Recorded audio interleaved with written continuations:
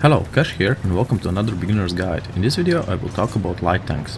So what are the light tanks and what makes them special? Well, light tanks, the same as tank destroyers and armored fighting vehicles, get a special ability. Light tank's ability is speed boost and it works for 5 seconds whenever you need it, and after that it takes 1 minute for it to recover. Basically it boosts your acceleration and also maximum speed if you are close to your maximum speed when you turn it on. Also, most of the light tanks get 3 smoke grenades, but it takes 5 seconds between each other to use. I would suggest that you save these smoke grenades at the end of the battle, where it really matters. The only reason when I use them at the beginning is when I get spotted, but I don't spot anyone. So let's head to the view range. Light tanks get average view range, and it's between main battle tanks and tank destroyers. Most of the light tanks has no armor, with few exceptions like Stingray 2, which gets 355mm of full armor, and it's sloped. Let's head to the guns. Well, these vehicles have average penetration, which is even a bit lower than tank destroyers do, and also alpha damage is not so great. But light tanks have a decent DPM. Also, stability of the gun is quite good and you can shoot on the move. Maximum speed is also average. It's a bit faster than MBTs, but it's slower than AFVs or tank destroyers. Also, mobility of light tanks is not impressive. It's average. It's something around tank destroyers. Some of the light tanks are a bit more mobile and some are not.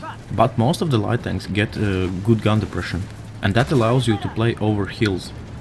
Hit points wise, light tanks, at least at higher tiers, get more hit points than tank destroyers, but less than main battle tanks. So before I get in any game tactics, I will tell you why you should play light tanks.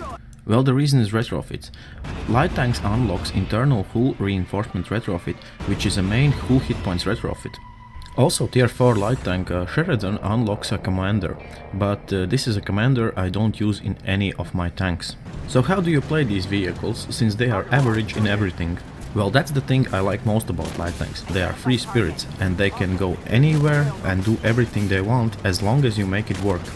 But I would avoid to go against main battle tanks, especially at the beginning of the battle.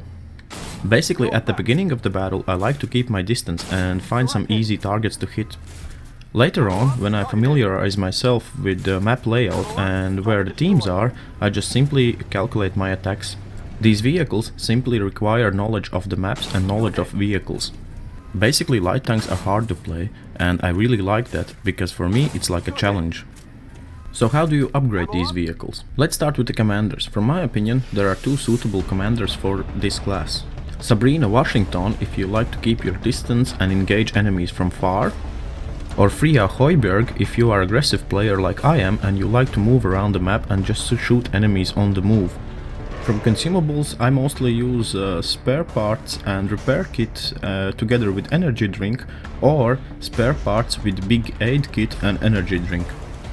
Retrofits, from my opinion, will also depend on your commander.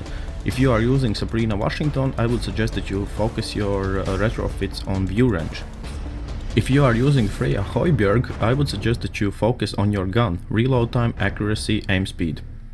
So this is my guide covering the light tanks, and I hope it was helpful to all new Armored Warfare players. Thanks for watching, everyone.